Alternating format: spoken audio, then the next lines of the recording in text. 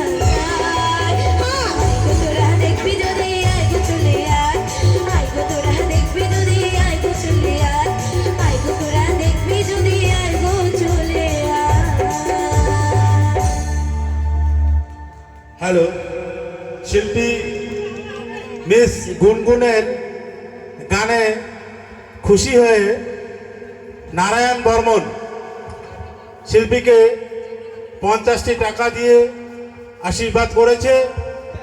তার সঙ্গে আমি আবার উপস্থিত সকলের কাছে অনুরোধ করব, এই ছোট্ট শিল্পী যেন আরো এগিয়ে যেতে পারে।